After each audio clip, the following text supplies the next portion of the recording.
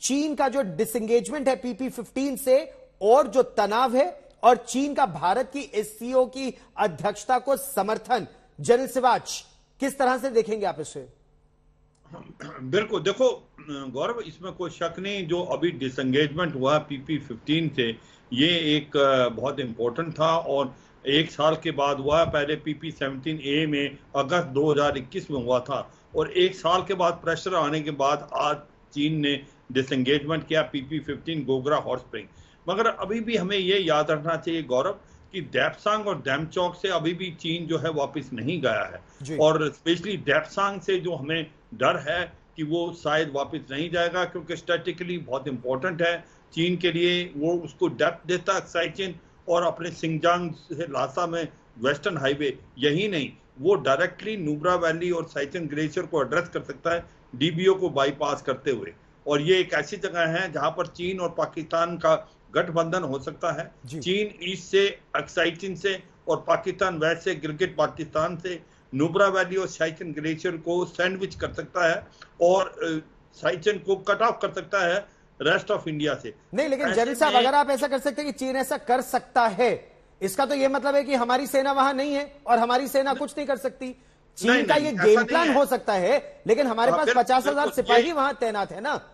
हाँ, देखो ये बिल्कुल ठीक कह रहे हो गौरव। मैं ये कहता हूं कि डेप्सांग से उसको ये एडवांटेज है, मगर ये भी सच्चाई है डीबीओ जो सब सेक्टर है उससे भारत को भी बहुत एडवांटेज है। भारत वहां पर चाइना पाकिस्तान इकोनॉमिक कॉरिडोर को भी एक प्रकार इंटीग्रेट कर सकता है, काराकोरम हाईवे को भी। और जब से दरबुक शोक दौलतबेग रोड हमने बनाई है तो हम जो वेस्टर्न हाईवे है सिंगजांग से रास्ता उसको भी कर सकते हैं। मेरा मतलब यह है कि जो डेप्सांग बल्ट का इंपॉर्टेंस इतना है कि दोनों देशों के लिए, तो चीन को थोड़ा सा जो वापस जाना, जो पेट्रोल जो हम 10 से 13A की बात करते हैं कि वो हमको नहीं आने दे रहा और वो पीछे जाए 1959 की क्लेम लाइन से पीछे जाए, वो मुझे लगता है इतनी जल्दी होगा नहीं। वो हमें कोशिश करते रहना चाहिए। और दूसरा एक इंपॉर्टेंट चीज है, डिसएंगेजमेंट हुई है, डी इंडक्शन नहीं हुई है। नहीं, तो ये तो बिल्कुल क्लियर बात है कि अभी तक केवल डिसएंगेजमेंट तक ये बातचीत हुई है और इससे आगे।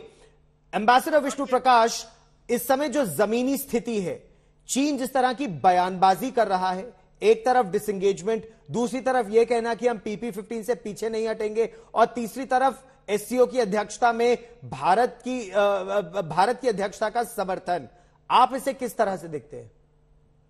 गौरव, चीन के बारे में और खासतौर पे शी जिनपिंग के बारे में एक चीज हमको समझ लेनी चाहिए कि ये जो कहते हैं उसका कोई फर्क नहीं है, उस पे नहीं जाना चाहिए, जो करते हैं उस पे जाना चाहिए।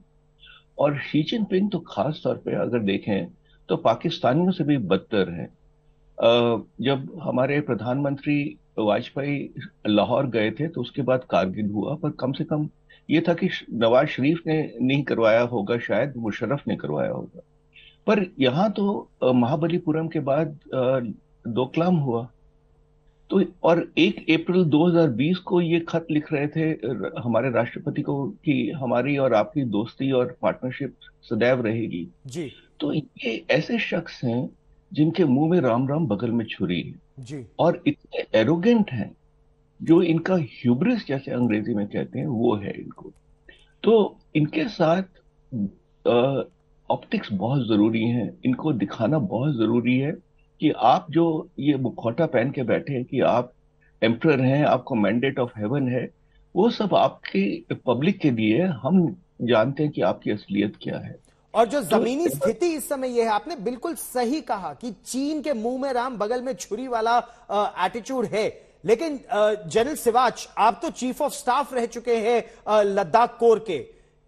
अगर आप डेमचौक की बात करिए तो डेमचौक में चीन वहां पर आकर बैठा है, क्या वो इस भय से वहां पर आकर बैठा है कि भारत वहां से पूरे अक्साइचिन को अगर चाहे, अगर चीन गुस्ताखी करता है किसी और छोर पर, तो भारत पलटवार करने की बहुत मजबूत स्थिति में है? हाँ, ये इसमें कोई शक नहीं, आपने ठीक बोला गौरव। अब के भारत के पास अभी काबिलियत तो क्षमता है।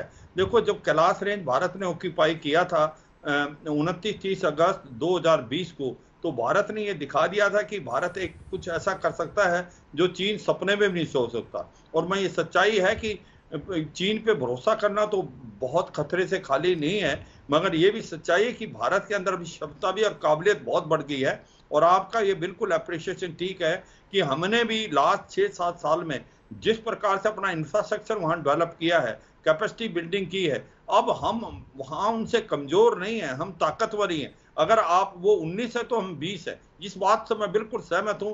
जिस प्रकार से हमने अपना जो एयरफील्ड को अपग्रेड किया है, हमारी एयर पावर वहां पर है रफेल के साथ, बाकी जो हमने अपना इंफ्रास्ट्रक्चर बढ़ा दिया है वो काबिल तारीफ है। और दूसरा सबसे इंपॉर्टेंट चीज भारत के पक्ष में है, भारत की जो फौज है बैटल हार्डेंड है और वो ऐसे इलाकों में रहने के काबिल है। और ये बात भारत ने गलवान में दिखा भी दी थी कि अगर भारत के कर्नल संतोष बाबू के जिस तरह से उन्होंने लीड किया था फ्रॉम द फ्रंट, अगर हमारे 20 वीरों ने अपने प्राणों का सर्वोच्च बलिदान दिया तो रूस की एजेंसी तास के मुताबिक चीन के 40 से ज्यादा सिपाही, उनके कमांडिंग ऑफिसर समेत मारे गए थे।